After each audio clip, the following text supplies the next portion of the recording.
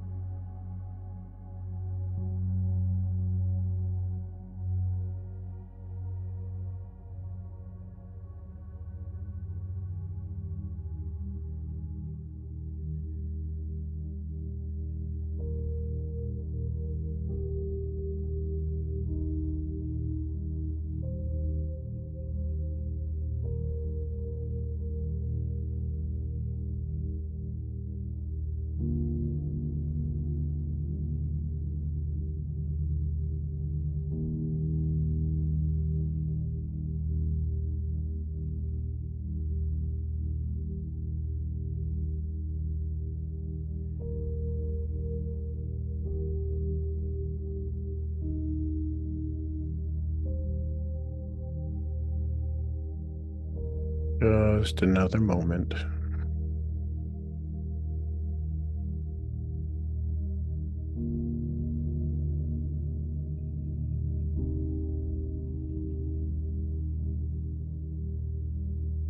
All right.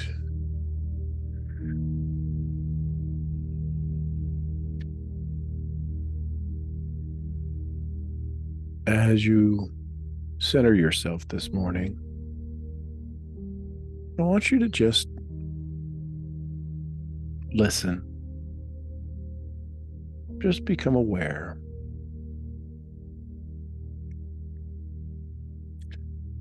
The challenge, the concern, the reality is that as you tap into your discipline, you're tapping into a potential paradoxical danger. Let me explain. Once someone claims, as you claim your discipline, they often become painfully aware of how undisciplined the world around them is.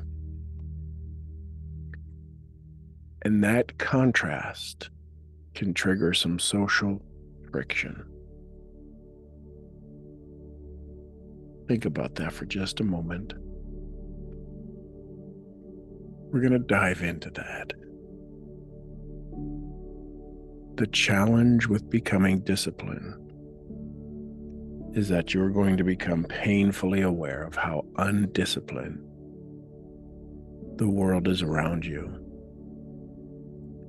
And that contrast will trigger some social friction. Maybe not for you, for those around you. So let's make sure we're aware of that. And that's our conversation this morning. Discipline shifts your identity. And your identity shifts your tribe. Just become aware of this. When someone begins to live with intention, to live with boundaries, to live with structure, the world notices. And not always positive. Not always positively do they see it. Why? Because your new discipline becomes a mirror. And most people don't like what they see in it. Think about maybe some individuals you've encountered in your world who are disciplined. Now, maybe they weren't always disciplined in the positive way. Addicts are very disciplined, right? And they create some social friction. Not saying that's the discipline you want. I'm simply inviting you to see that discipline is when somebody is wildly focused and they're able to maintain that vision. Addicts can do that pretty darn well, right?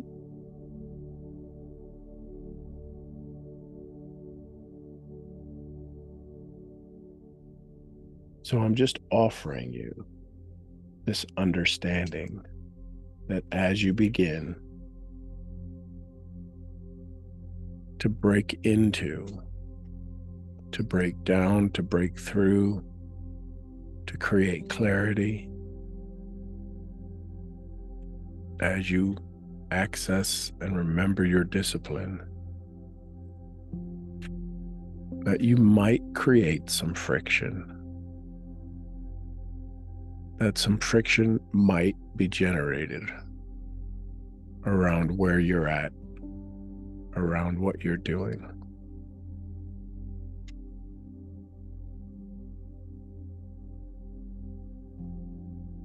Because remember, as you begin to act, people begin to see this mirror of you doing the things that you want to do. Use keeping your word. So there's this external feedback loop that sabotages discipline.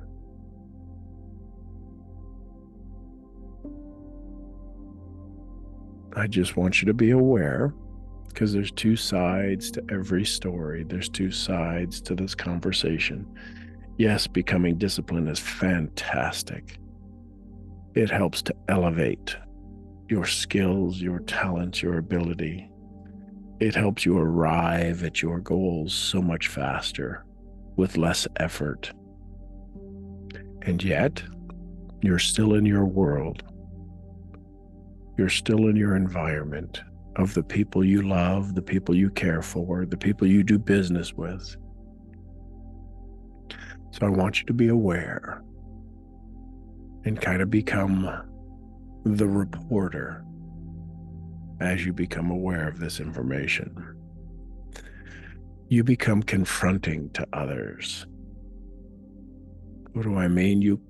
Your consistency exposes their avoidance. Your clarity kind of irritates their confusion. And your no threatens their access to you. See, one of the things as you begin to implement and remember your discipline is you will wind up saying no to some things that you absolutely know don't serve you.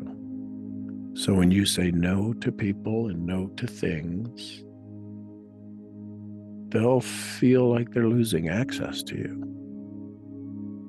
And it's not just, it's access to your procrastination, access to your delay. They no longer have access to or influence over. Does that make sense? This can trigger some criticism.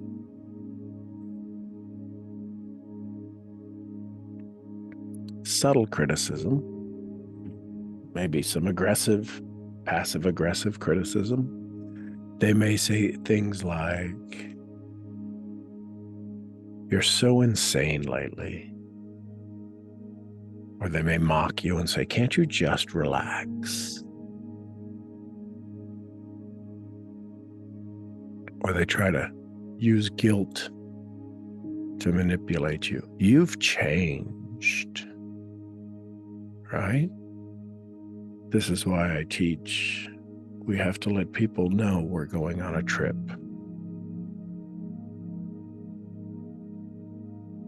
We don't necessarily have to invite them. You're just letting them know you're going on a venture. On this adventure to see what more you're capable of.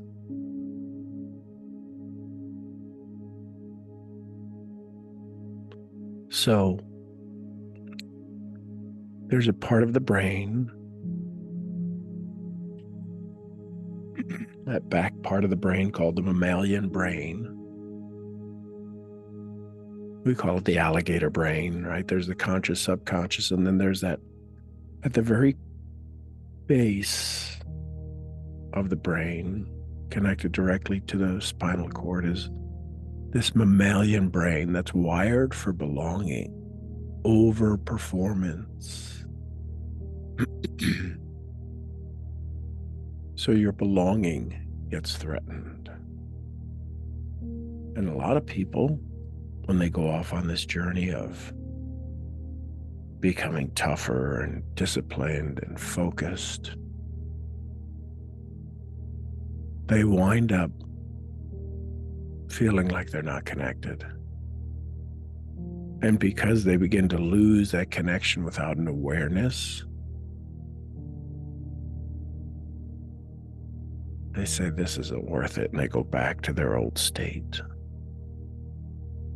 So when the tribe no longer mirrors your level of discipline, because right now the people you hang around are probably as disciplined as you are. And when you activate this higher level of discipline, your mammalian brain says, we're not as much part of the group anymore, part of the tribe. So you unconsciously start dimming yourself. You lower your discipline bar so you can stay relatable. And you choose connection over calling, over your DMP, your ideal state. And this creates a tug of war. This is who I'm becoming. Will they still love me if I change? We ask ourselves these questions. Sometimes we see it physically.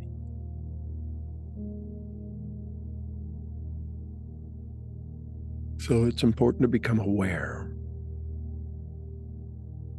of these things that are happening, and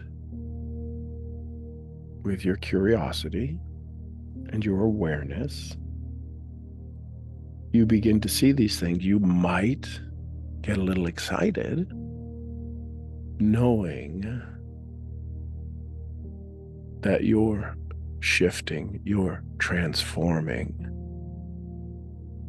and you can do it with love. You can do it with care. You can do it with peace. The key is to know that it might happen, to know that it will happen.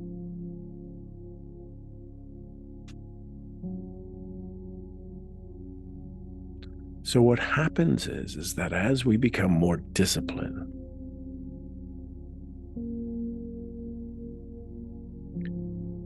we wind up realizing or seeing the subtly assigned roles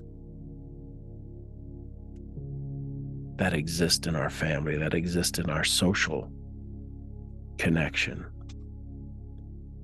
right? Discipline reveals the internalized roles. There's the easygoing one. There's the helper, right? These are just examples. The procrastinator, the flake, the cuckoo for Cocoa Puffs.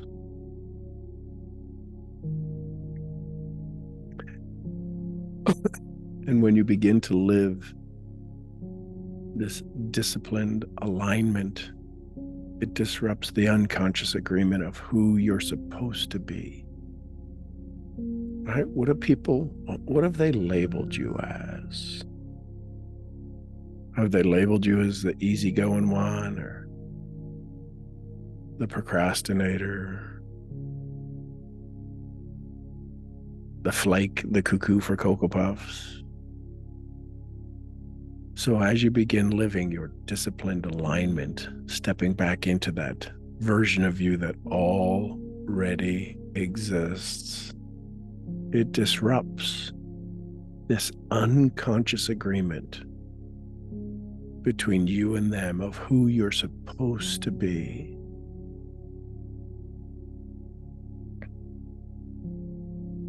Right? Remember when you were little and they said, "Have you lost your mind?" And you hadn't. You just did something that was a little crazy. If we really look at the statement, "Have you lost your mind?"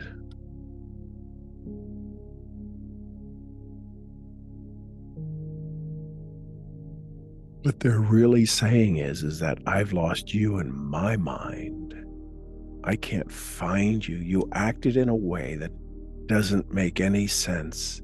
I don't have a story for the way you acted. So rather than say, "I lost you in my mind," they reach out to you and say, "Have you lost your mind?" And maybe you did temporarily, but the bigger issue is that they, the witness, the seer of you, doesn't have a new story of what you're doing. You stop playing the role you were supposed to have played in this agreement, and others may not know how to respond without you in that role.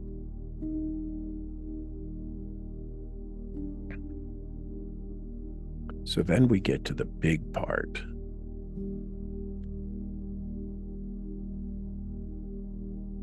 Discipline often leads to elevation, correct?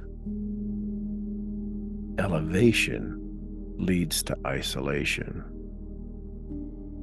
And isolation, if not navigated consciously, can lead to self-sabotage. If my growth means losing the people I love, maybe it's safer to stay small. How many of us have ever thought that? Maybe we haven't thought it. Maybe we've just done it. Maybe that's the self-sabotage that happens as we access our success.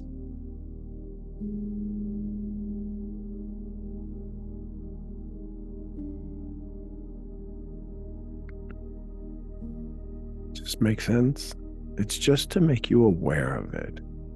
Because if you're aware of it, you can then deal with it. You can have a response to it. Say, yep, okay, that's happening. They're frustrated because they're not sure who I am. It's not that they don't like it. It's they just don't have a story for it.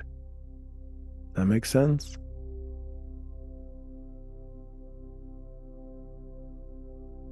Sometimes we might say, we might revert, right? We have a temptation to revert back to who we are.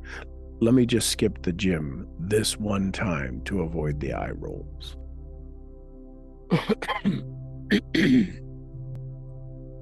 You know, sometimes maybe we're traveling, we're on vacation, or we're doing something, and we say, well, I need to get to the gym. And they get the eye rolls. It's like, oh my gosh, we're on vacation. Can't you just? I need to go for my walk. Can't you just? So you want to skip that thing this one time,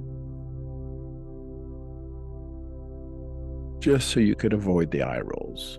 Or let me soften my goals so I don't intimidate them, right?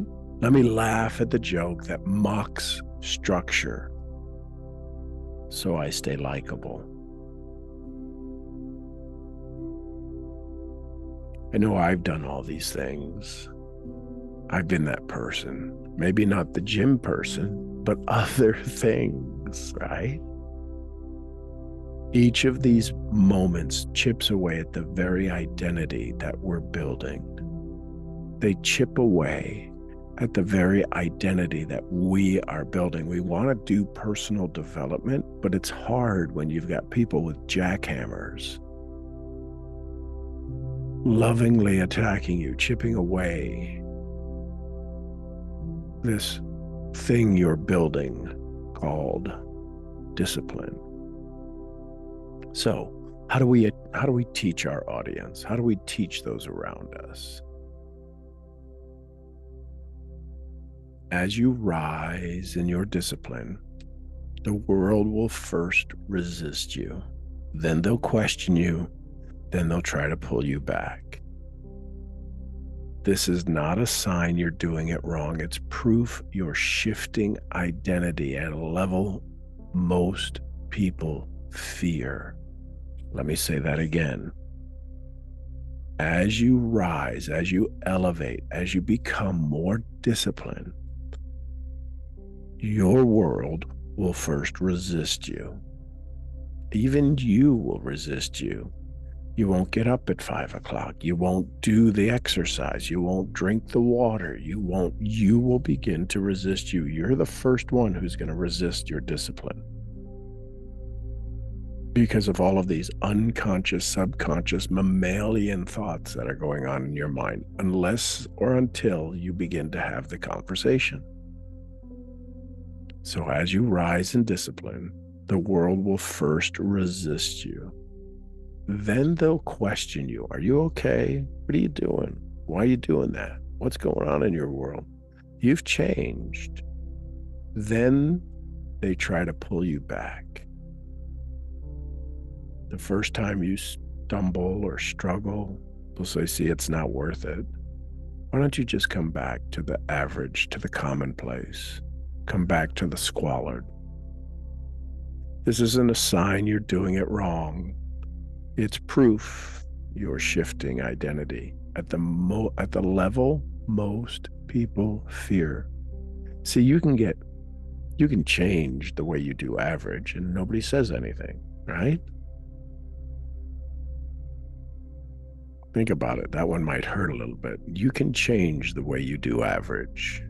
Nobody cares, right? You've set goals before and you've struggled, and you've set some new goals and you've struggled, and you've really not set the goals that created the freedom that you wanted. So you're okay. You're a struggler. When you begin to rise in your discipline, they will resist you. You will resist you to begin with. And then once you get over you, my mentor would say to me, get over yourself and get on with life. Then you start to get questioned by your outside world. Then they try to pull you back.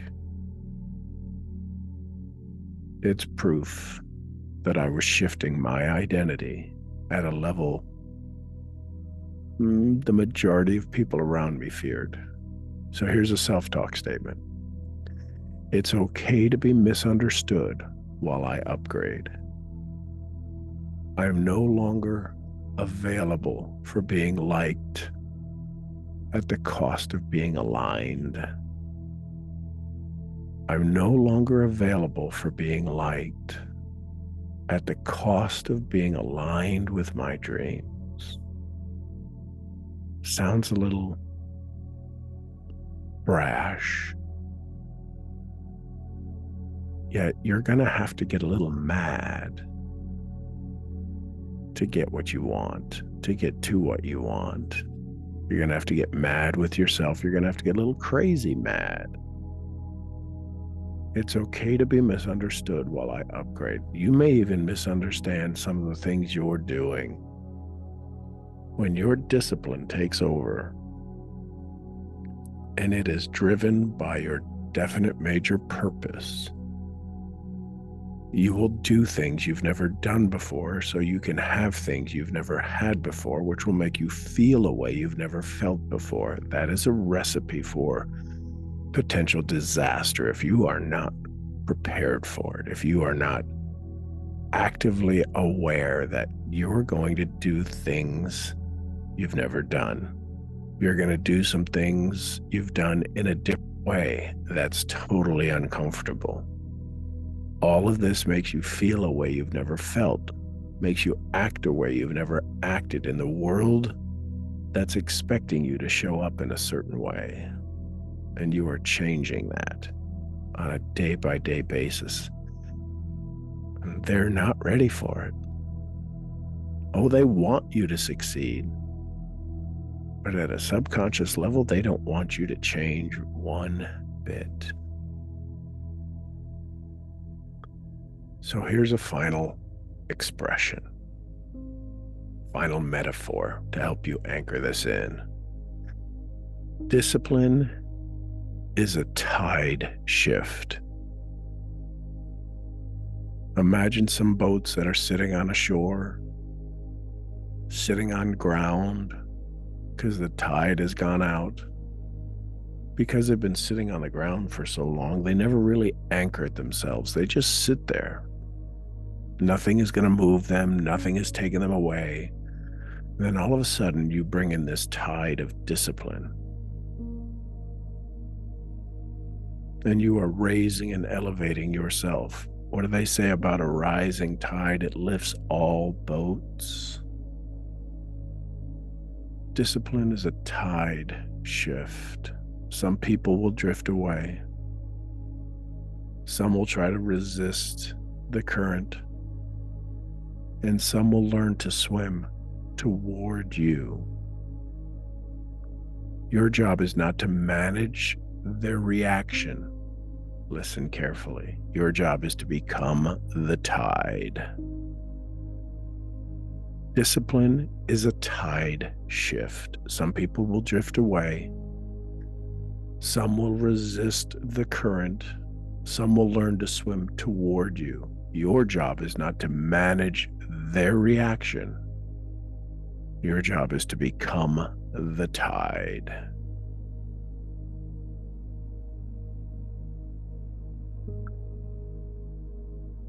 Where does your body feel this awareness? Where do you feel any resistance? Put your energy towards that. Say, and I love that. Bring your awareness to any place that's resisting this conversation.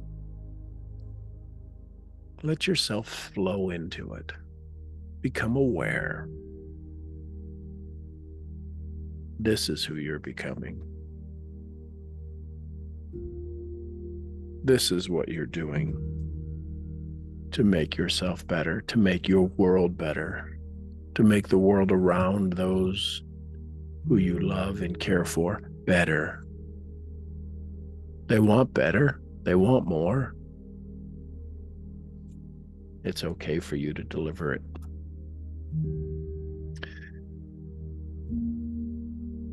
Maybe you slipped off into meditation.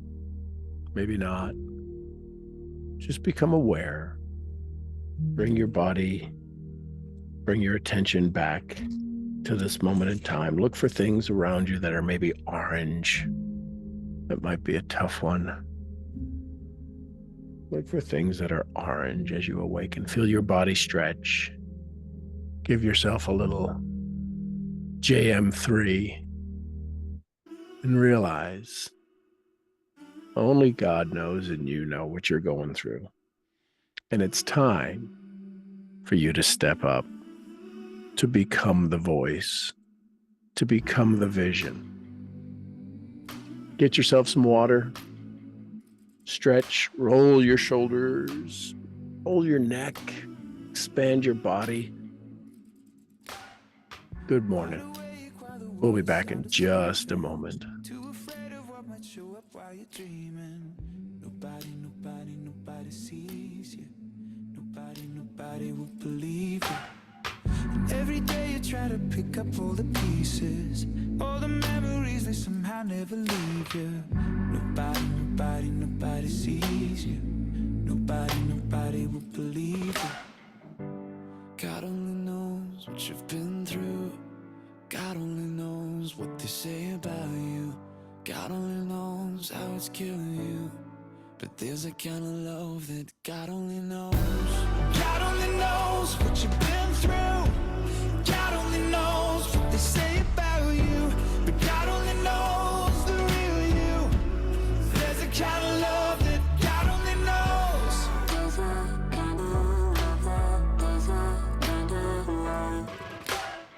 You keep a cover over every single secret. So afraid if someone saw them they would leave. But somebody sees you. Somebody will never leave you. God only knows what you've been through. God only knows what they say about you. God only knows how it's killing you. But there's a kind of hey, good morning, everybody. Good morning. What did you hear? What did you feel? What did you learn? What did you like? Questions, comments, thoughts? Good morning. Good morning,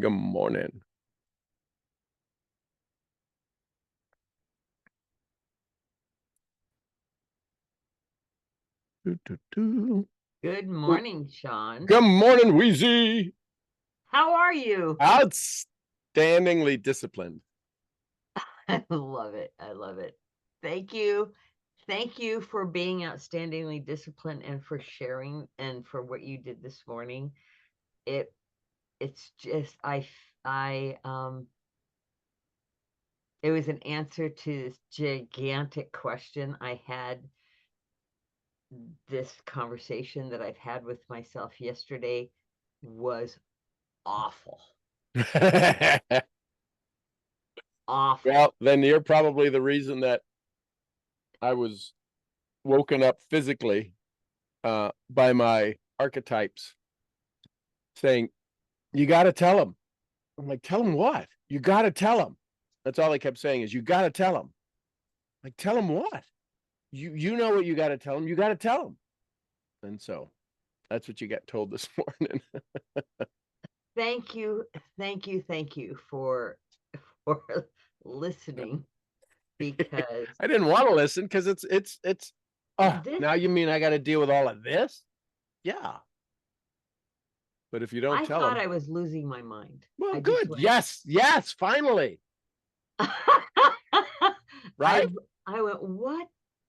Basically, like, what's the problem? This is logical. You understand it, and there is, oh my gosh, it my mind and my body were battling all day long. It was just awful, and was I'm so happy to know this, that all right, to be expected. I mean, I'm figuring there have been times, we've talked to us about how you make a little bit of an upgrade, there'll be an attack. I'm sort of prepared for this. This was all just full out.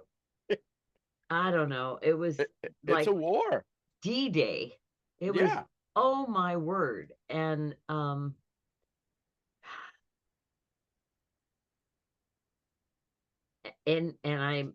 like, okay, I've lost my mind. Yay, hooray. But this is something that I now I now understand, and I'm feeling so less completely cuckoo.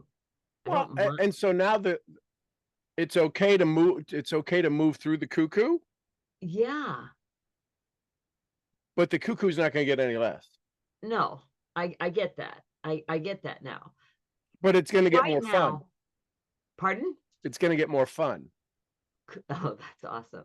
But really, yesterday I was so tight in my solar plexus, The and doing. yeah, oh my, I mean, so tight. And I And that's did because you were doing. tapping. And yeah, I was doing all of these things to really, I'm thinking it's, your tension and all of this. Anyway, even last night I was tapping in bed. I'm just like, help, I need an answer. And thank you. You heard, you answered, and now it's Well, okay for me to be to the former self, or how would I describe that? To misunderstand what's going on, but to keep going. well, Because I'm the, released now. I don't have that tightness. It's like gone. well, this is why we have to have a dialogue with ourselves. A lot of times we have we have intense monologues with ourselves. So hopefully I'll do a good enough job to explain this. A lot of times we'll have intense monologues. You're an idiot. Why am I an idiot? You're an idiot. Well, I'm so stupid.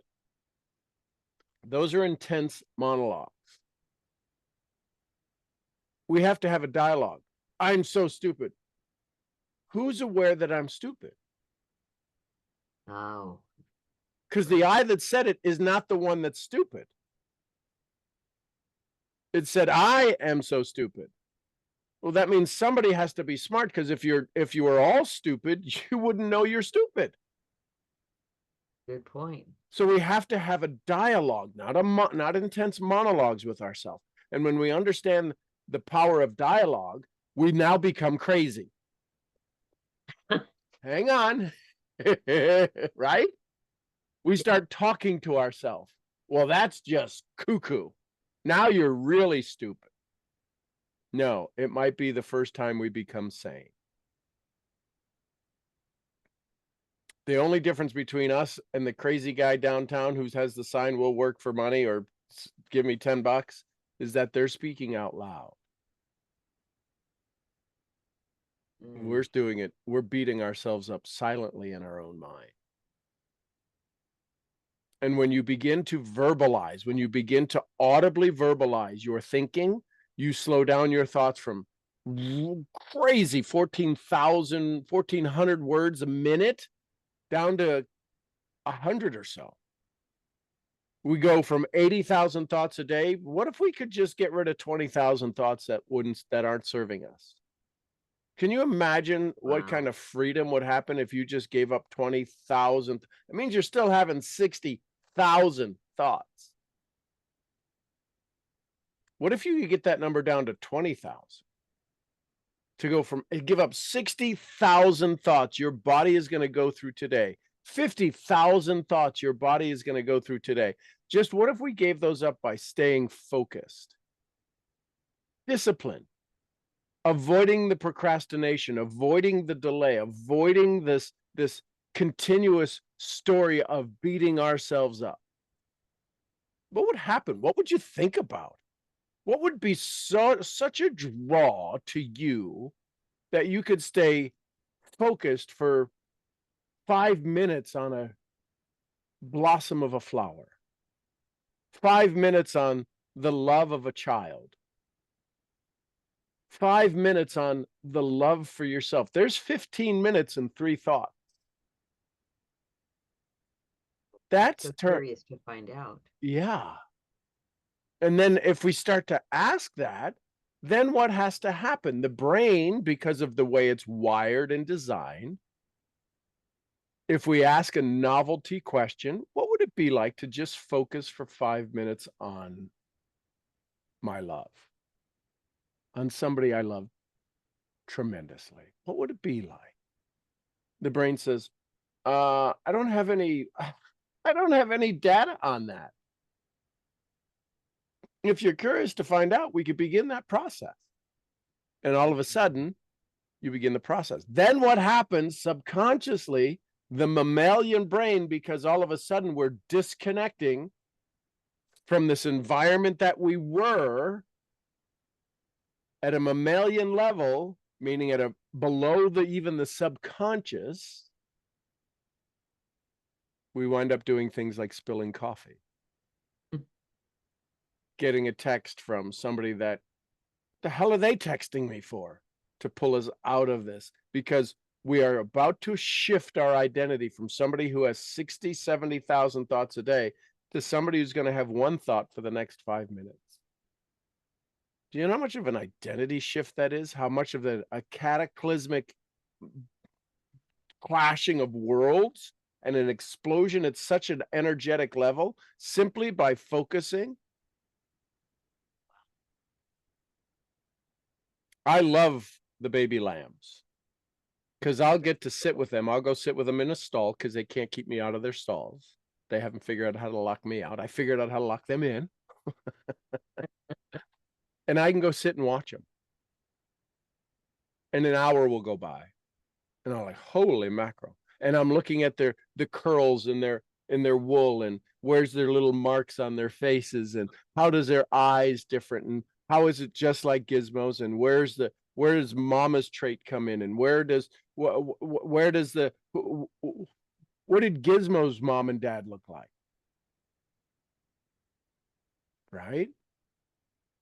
I know what Zorro's mom and dad look like, Bunny and probably Gizmo.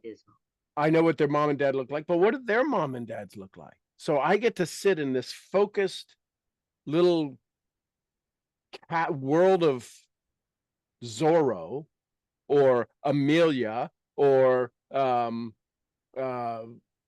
Ainsley. Ainsley has this little tattoo of a smile that goes on the sides of her cheeks. None of our sheep have that little, but I can usually trace any of the particulars. Now, Axel, Lily's baby, Lily's buck, has 2 different wools. He's literally wearing a shirt. And from about his chest all the way around, he's got tight curly up this way. And the back half of him is the long, like alpaca wool. It's the craziest little thing. But I get to sit and stare at that. I look at that. So what I'm saying is that congratulations on yesterday. Condolences on today. Right? I hear you. Because now you can't go back. No. Now if you go back, that's your fault. Before you were getting agitated, aggravated, everything else, that wasn't your fault. You didn't have a way to see it. You now see behind the curtain. You've now gone behind the wizard. Congratulations, maybe. Well, thank you. I'm so, so grateful and in gratitude for this morning. Um, it wasn't a question about getting on. That was more of a sort of a body thing. Yeah. But Well, now when become I aware, right? That's the neuroencoding. If you ask, right, whenever we feel our body resisting, you can ask, how old is this resistance? And you'll start to become quite amazed at the responses you'll get when you start to have these true dialogues with yourself. the That's why you'll hear me dialogue's a say big one. when we're doing conversations, listen, you're the one asking the question. It is your right to get the answer. Nobody can hide the answer to you from inside. Well, I don't know. I no, that's you staying the same. Napoleon Hill it. Listen, subconscious, you got to give me the answer. And it will reveal itself because you are now requesting it. You're in control. When you start to control this, so when you start to feel your body, when I'll feel my body resist things, I'll go, how old is that? And sometimes it'll be a giggle. It's like, I don't know, but if there's a time before time, that's how old this is. Holy crap-a-moni. Well, thank you. I realize I have not been having I didn't have a dialogue yesterday at all. No, you were having hundreds of multiple intense monologues, Oh and my, nobody wanted to hear the other one. And so you would shift blame, aka focus. Why is my body hurt? This is stupid. I'm getting a headache. This is ridiculous. What the hell's going on? I don't think this worked. And they were each an individual monologue, because if you go back, I just heard your giggle going, oh my God, it was like people taking a ticket at a bakery to come up and yell at me. Next, who's next? You're an idiot. Okay, who's next?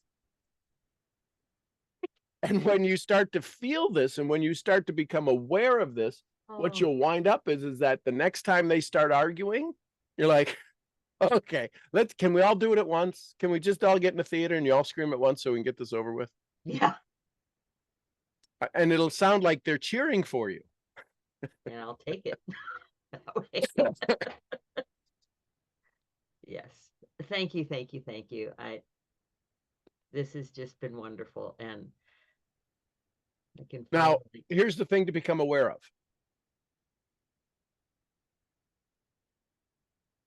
This is going to happen to everyone who wants to follow you. Oh,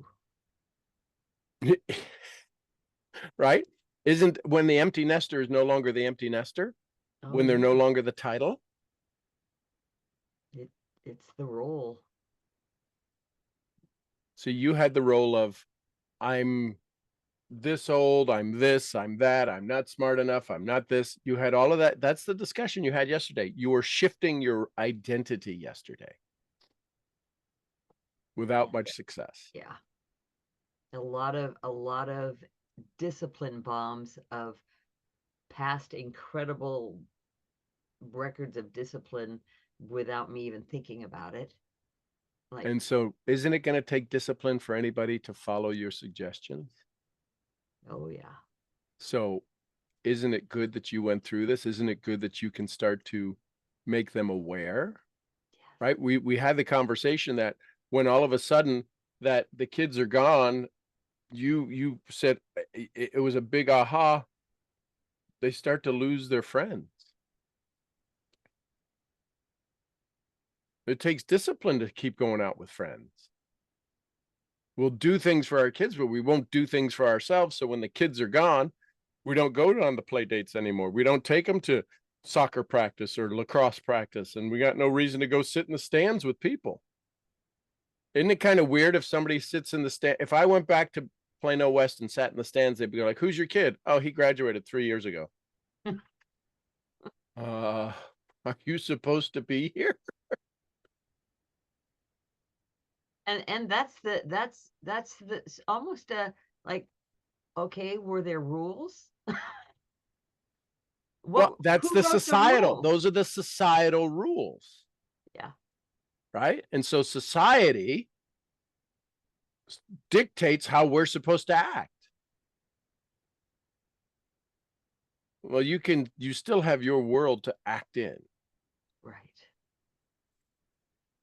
Right. And if we know that, we can tell a new story. Oh, I love it. Big shift, huh? Big, big. Thank you. So Thank that's you. what you're Thank you. looking for when you start to have clients. Express to them, there'll be a moment that all of this discomfort, law of opposites says that if you have all this discomfort, Yeah. all of the comfort exists just below the surface. If I'm lucky enough to get to work with you, we'll wind up in the comfort spot a lot sooner than you ever expected. Would that be okay? The only reason nobody goes through the pain is because they don't know what they're going to arrive at. They know, right? We've become so comfortable in our pain zone, our comfort zone, that we're afraid to leave it because we don't know how much more pain. If this is comfort and it's pain, how much pain more painful is the freedom zone? It's got to be more painful. Otherwise, I wouldn't keep my ass stuck in the comfort zone. That is an assumption, isn't it? It is. The unknown is usually more painful than the known, which is why we'll go back and we'll say, listen, I'd rather go back to college when I failed to, I didn't go to college, but if I did, I probably would have failed something. And that would have been less embarrassing than what I'm about to go do when I speak on stage. Except we don't know how that's going to be. Unless we're prepared. Yeah. And the way we're prepared is to know that to know this conversation is going to happen, to know that we're going to self-sabotage ourselves, not because we want to sabotage ourselves, is because we're afraid of leaving people behind. I'm responsible to you, not for you. That was when you get that, when that shift happens. All too often when we're moms and caretakers, I'm a dad, I've never been a mom. I've been accused of being a woman, but I'm not a mom. But this caretaker mindset, this caretaker mentality that is woven and wired in this community that is created around moms to help take care of babies and to take care of children and this community, and they're sick. What do? We need to have this group of authoritarian people that we can ask for help because we don't want to cause any more pain for those around us. The second we get into a place to where we want to go serve people, sell them something, teach them something, we wind up giving our all and they don't want it. And we're like, I don't know why I'm so bad. No, they weren't ready to say I want to be good. We have to be responsible to them, not for them. And that seems like you're literally, well, that means I'm just going to be mean to people. No, we got to come up with a new story.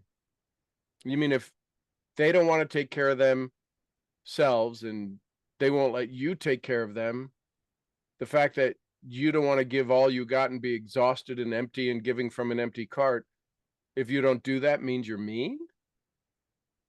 Well, that's not what I'm saying. Mm-hmm. Cuckoo for Cocoa Puffs. Yeah, it is. Right? So we have the key is identity. Yep. And so you're dealing with the highest identity. They've owned it for 20 years, 30 years. If they've had 4 or 5 kids, they've owned it for 40 years. And now you're saying, give that up. Which is why it might serve you to work with the people who they're starting in kindergarten. You know, we've got to, we're creating an identity now that's going to last for the next 20 years. And on year 21, it is not going to serve you at all. 20 years preparing for year 21 and nobody's prepared for year 21.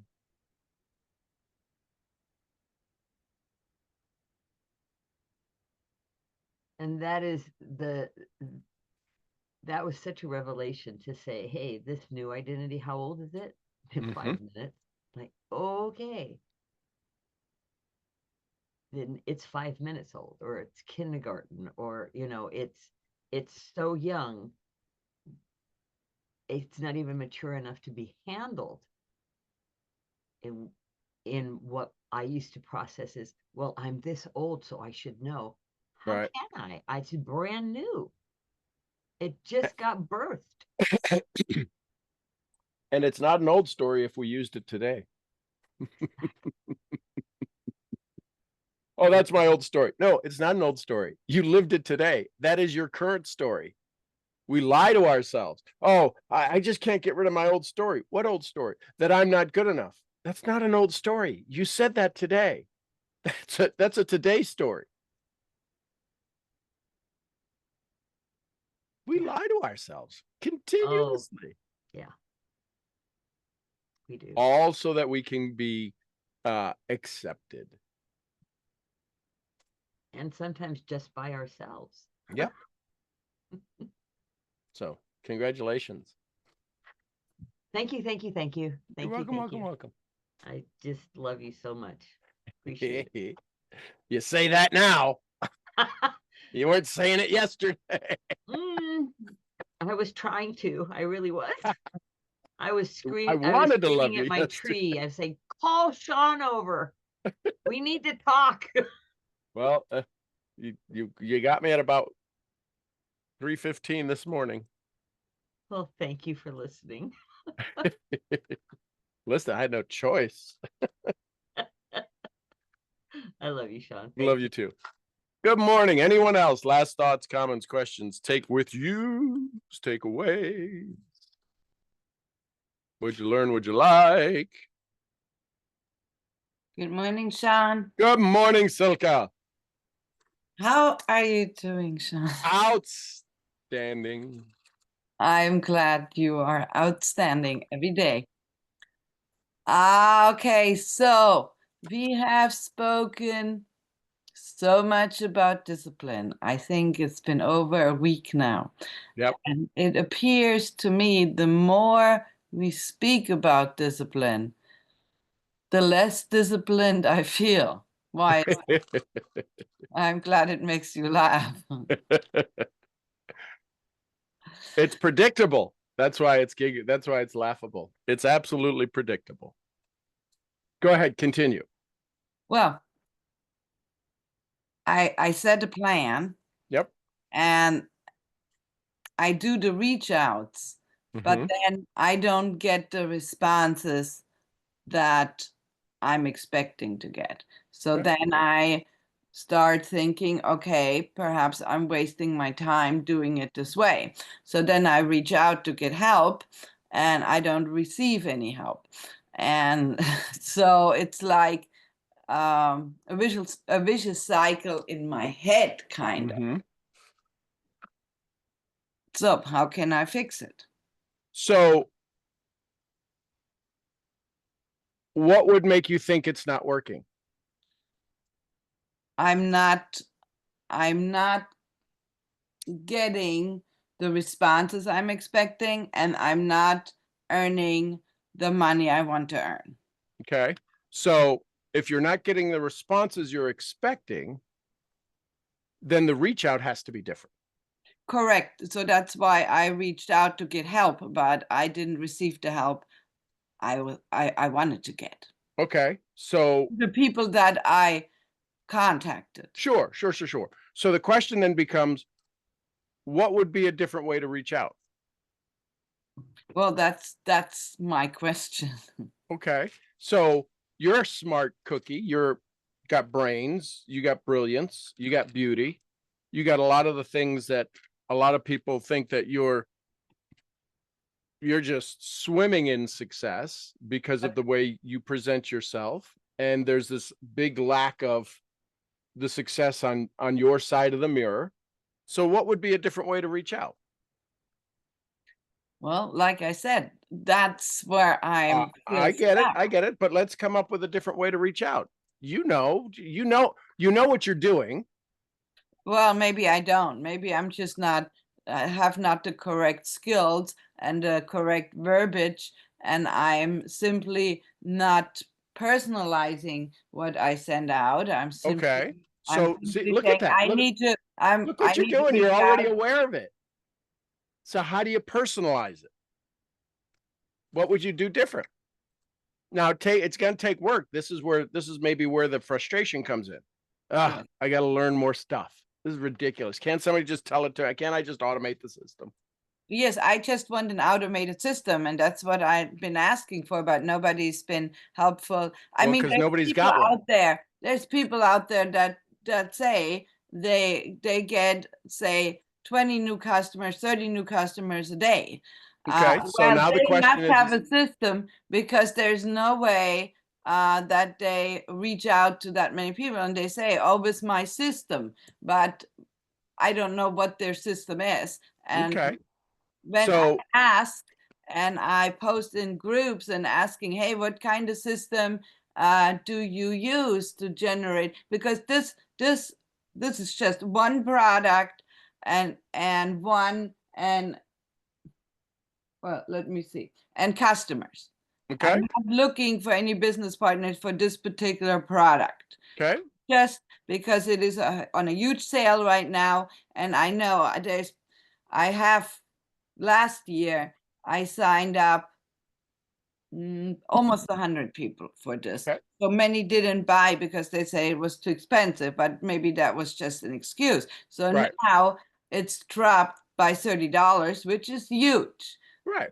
And it's only for a limited time. So this is specifically what I'm concentrating on because I'm thinking I want to get a lot of customers so I can start earning some residual income with this product.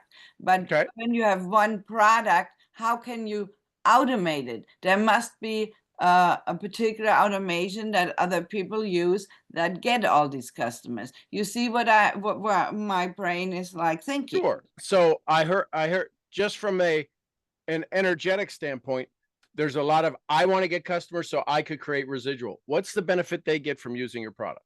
Well, they get to be healthier. They get better hair growth. They get Okay, so super, who super. They wants get, better hair growth? What unique demographic typically wants better hair growth? I think almost everybody. Women do, men Okay, do. so women Well, that men are, do. Don't you want better hair growth? I get it, but it's easier for you to speak to a female who wants better hair growth than to a guy who wants better hair growth, because if a guy has better hair growth, it's wildly ego, and he's talking to a beautiful, when they see your profile picture, oh, maybe I can, and then they turn into stupid bald guys or stupid hair growth guys, and they wind up not wanting to talk about their hair growth because their ego gets in the way. So women, if you find your niche, you can't be everything to everyone. I would go find your niche, talk to women, probably in their 40s. There's some women who are in their 20s who are losing their hair or wish they could have better hair growth, but usually it's in their 40s or 50s. And I would market to them. Listen, are you afraid to comb your hair because more shows up in the brush than on your head? Well, that's a good one. Why Right? why did I not reach out to you for this assistance? And I reach out to people that just not even responding to me. Well, because I'm not afraid to give away the secret, because the secret is connection. And what you might also find out is that maybe they don't know. Well, it's their product, so they should know. Well, anybody who's a parent should know how to raise a kid, but not all kids are raised the way they should. But they huge leaders in this space. Yeah, but for just what, and that's the 40 problem with years. that's the problem with network marketing. Because they're huge leaders, still doesn't mean they're qualified. It just means they've been in long enough to find the right people. And then there's a lot of leaders out there, not all of them, but more than you would expect, were born on third base and thought they hit a triple. It's fun. And I'm glad you're giggling, because you know exactly what I'm talking about. They were born on third base and they're like, look at me, I hit a triple. You didn't hit a triple, you were born there. You lucked into it.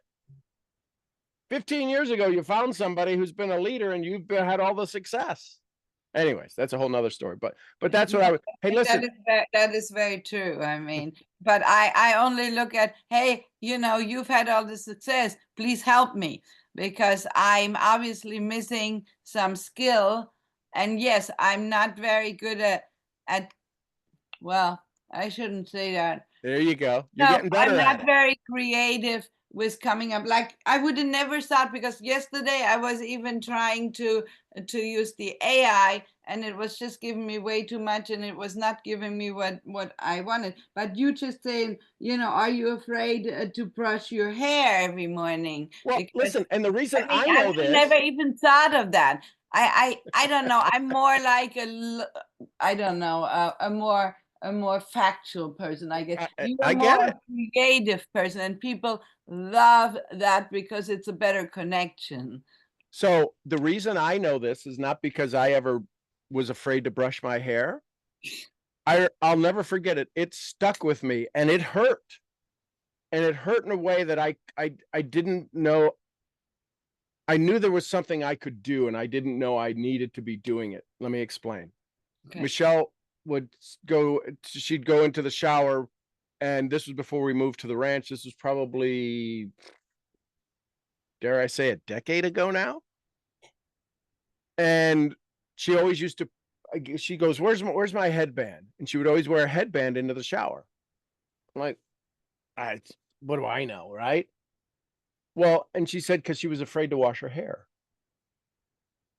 Well, why are you afraid to wash your hair? Well, because more would winds up in the drain.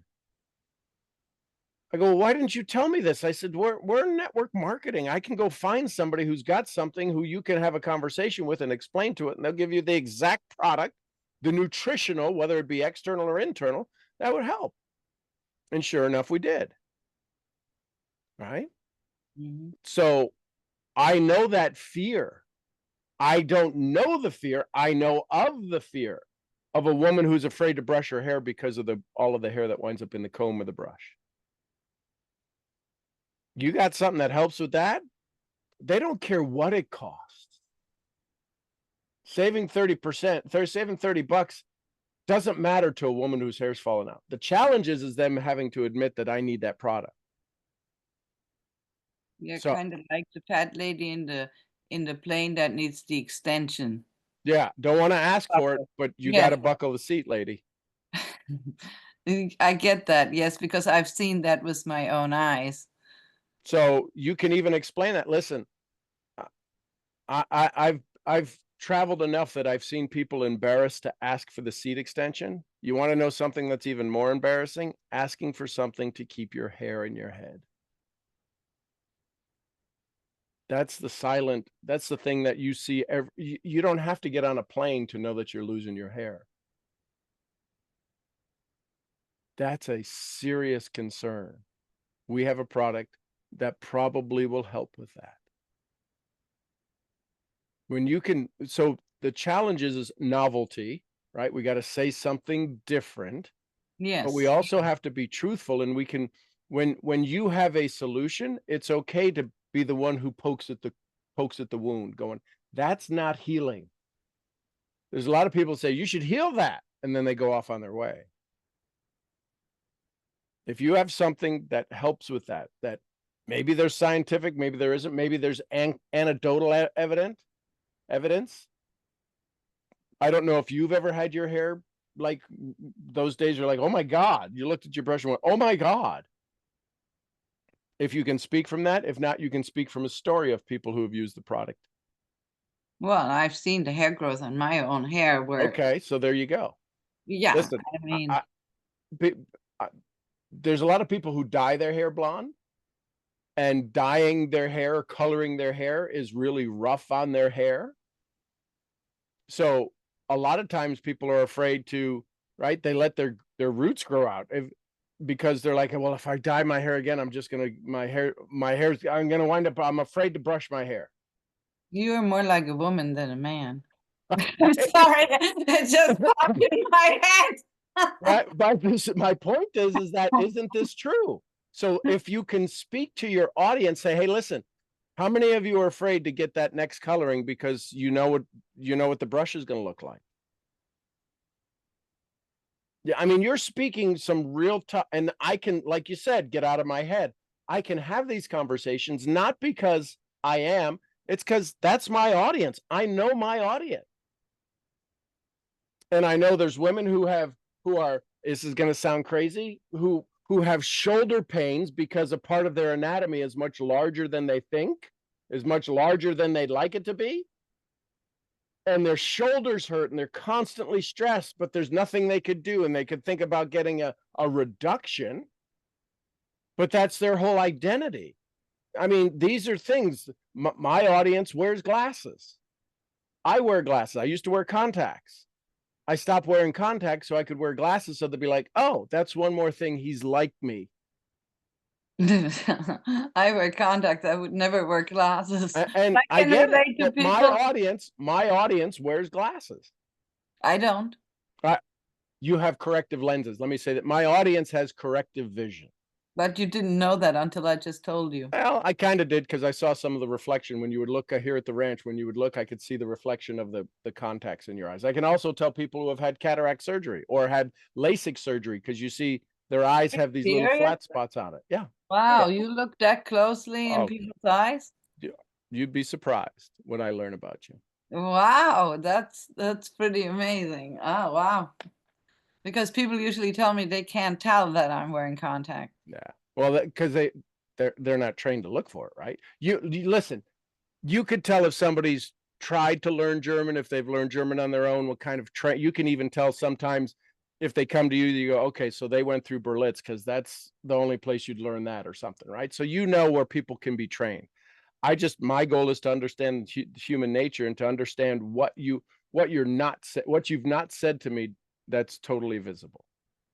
That's just the way Well, I need to definitely learn how to understand human nature because I'm selling things and I want to connect with people. And if you, obviously, I'm lacking that.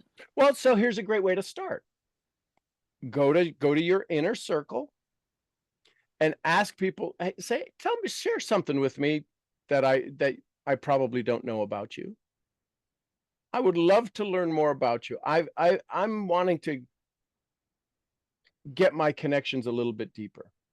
Doesn't have to be a thing you've hidden in a corner. Just share something with me that maybe you think I don't know. So here's the question I would ask, and I've asked this at servers and waiters, and if somebody's got a real neat energy about them, I'll say, hey, listen, before we leave, I hope we meet again. But on the outset, on the off chances that we never get a chance to cross in time and space, what's something you'd like me to know about you that most people don't know? And you'll watch their head go, I'll never forget one of the first times I did it. I did it with a group of executives. I had the executive team of a network marketing company. There was 3 of them at the table. We were meeting for breakfast at a local restaurant. And the waitress came over, and this was our first kind of interaction. We had talked on the phone and stuff.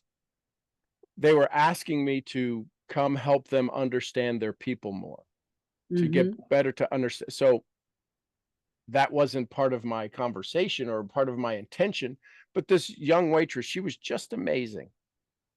And we're sitting there. I said, hey, listen, I think her name was Annabelle. Annabelle, I hope our paths cross again. But if there was something about you that most people don't know that you would want me to remember about you, what would that be? Oh, I love money. I go, yeah, I bet a lot of people know that about you. Though. What's something? She goes, well, I'll have to think about that. And we're talking and we're getting ready to leave. We had already had our last cup of coffee, paid the bill. It was 10 minutes and we're just wrapping up. And as we're starting to slide out to the thing, she goes, excuse me.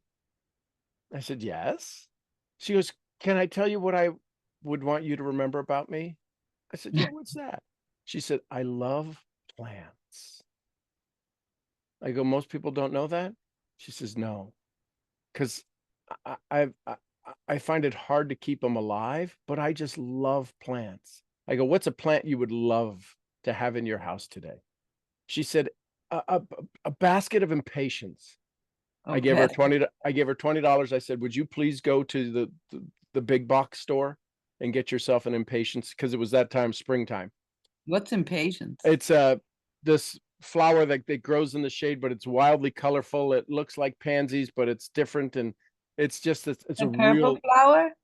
well. It could be purple, it could be orange, it could be yellow, it could Oh, be okay. yeah. I don't know what it is. I'll have to Google it. Yeah. And so she broke down in tears Aw. because she got so excited because nobody ever asked her or helped her to go get an impatiens. So I say that to say, and then the three executives said, how did you do that? I said, do what? How did I do what? I said, I just got to know her. I said, you're afraid to ask questions to get to know your team. They said, I don't care what you cost. We're doing work together. I'm like, okay. I don't think it's that we are, well, for me, I can't speak for other people, that I'm afraid to ask any of these things. I don't think of asking them. Right. It just would never cross my mind to ask these things. So That now issue the of- question to ask as you become this disciplined version of you is I'm going to be disciplined and ask a question I would never ask. What would be because it'll become a question you ask all the time.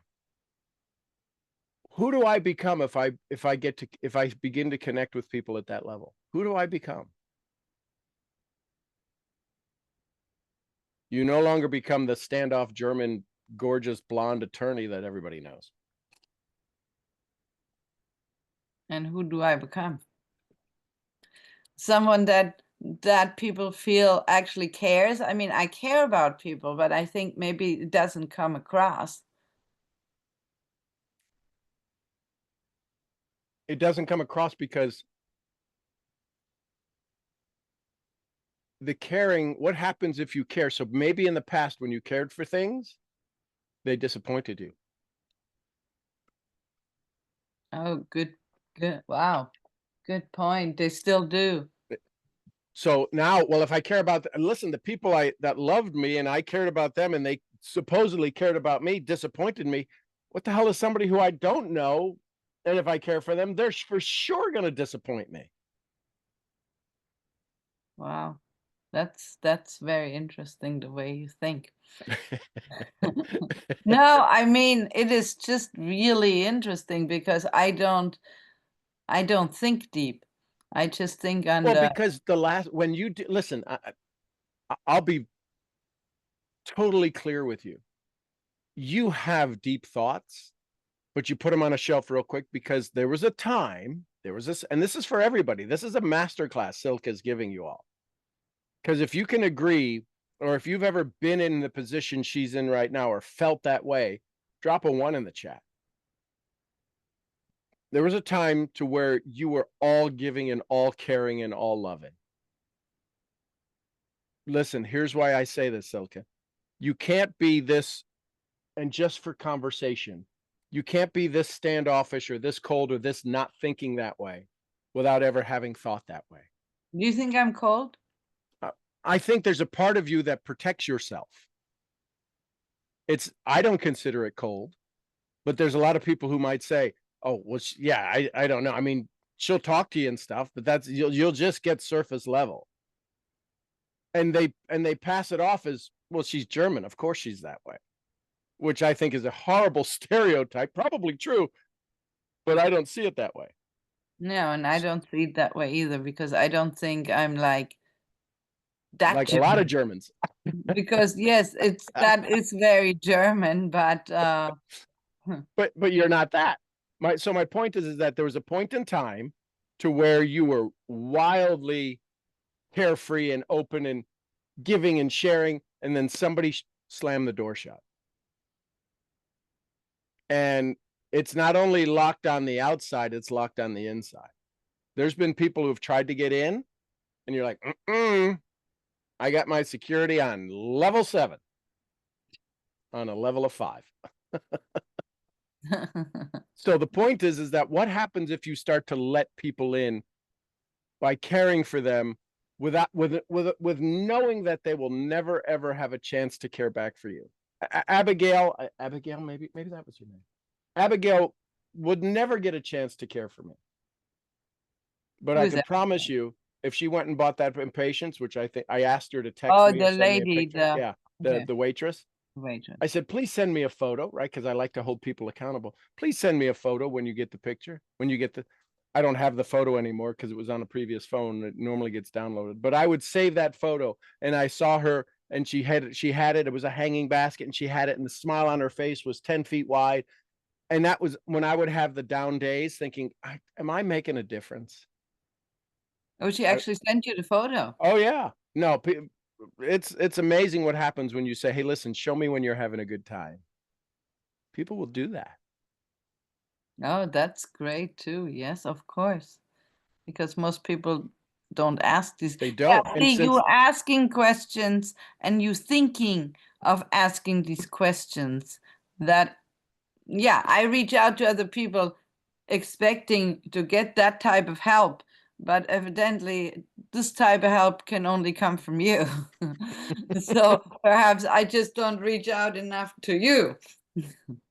Well, listen, please feel free to do this because you deserve the success you're seeking, and I don't want you to have that. I ask and nobody helps. Jim Rohn would say, "You're not a tree. Move. Change your circles. Change the people that you ask things to differently." Now, you and I have some great, I don't want to say knockdown, with some pickup conversations to where I challenge you, and I think you're good with that. You like it. You may not always enjoy it in the exact moment, but you're strong enough and smart enough to go, I want better. Yeah, I always want better. And so I don't mind you challenging me. Yes, sometimes I'm not too happy with what it is you're saying. Or maybe you're just asking way too many questions and I'm thinking, Jesus Christ, this just is give me a the lot of damn answer. questions. I just wanted an answer. I didn't want to answer all these questions. So yes, I'm very honest, but yes, I do. I know I need to change. I know I don't have the people skills that I need. Yes, I can approach people, I can talk to them, but I would never think, like I said, and this is pretty crazy, I would never think of asking the kind of questions or saying the kind of things to people that you do. Well, listen, I wasn't always this way. I just learned from experience, right? Right. That's why. So here's a question. So here's the thing. Does your AI, can it make pictures? No. Okay. So what you want to do is go Google a hairbrush. Go Google for a post. Go Google a hairbrush full of hair, and say, "Are you afraid to brush your hair because of this? Because the brush may look like this," and just post that up there. Oh wow. Yeah. Let me write that down. And maybe go ask your AI, what are the fears going through the mind of a mom, or maybe even somebody who's single, right? They've had their divorce and they're divorced at 40 and their hair's falling out. What do you think their self-esteem is like? And ask psychologically, and just from the hair falling out, what is the psychological feeling a woman feels when they look at their hairbrush and it's full of hair? And just start to investigate that path, because you'll be surprised the psychology and the studies that have been done and the research that has been done on women losing their hair, what it does to them, what it does to them emotionally, physically, what it does to their body, their actual health. Yeah. And then you can start to pick at any one of those indicators. Are you gaining weight because your hair's falling out? Because they're so stressed? Little different things like that. You'll be amazed at what are the conditions that somebody experiences when their hair starts to fall out. Wow. You are full of nuggets this morning. And here I've been trying for the last 3 days to contact the wrong people, evidently, to get this help. I don't know why I didn't ask you, but here I am and asking. So now There you go. I'm I love it. going to post this. So thank you very much. You are welcome. And I love you. And you thank too. you. And I love everyone else that is still here listening to this. So I hope they can also learn something from this, because yes, this was definitely a mastermind. So thank you, thank you, thank you. You're welcome, Selka. Thanks for being vulnerable. Because here's the neat thing. You asking, it's still a level of vulnerability. The Yes. part of you that says, but I need to ask. I'm not afraid of being vulnerable. I get it. But there's people out there that wouldn't have asked. It just shows your determination, which a lot of times people can consider, well, she's just strong-willed. No, she's determined. And she's not afraid of saying, I don't know. And so those are huge pluses. And then when you do hear it, you're like immediately implementing, which is fantastic. So congratulations. Well, thank you. I will immediately implement it right now. I know you will. I am a woman of action. When I have something that I want to do and I have concrete thing that I've been looking for, yes, I implement. Even if I just have a little nugget, I implement. Yep. That's why I asked the question. So yes, I don't mind being vulnerable because I don't care what other people think because they're not paying my bills. Right. So, you know, How do you say vulnerable in German?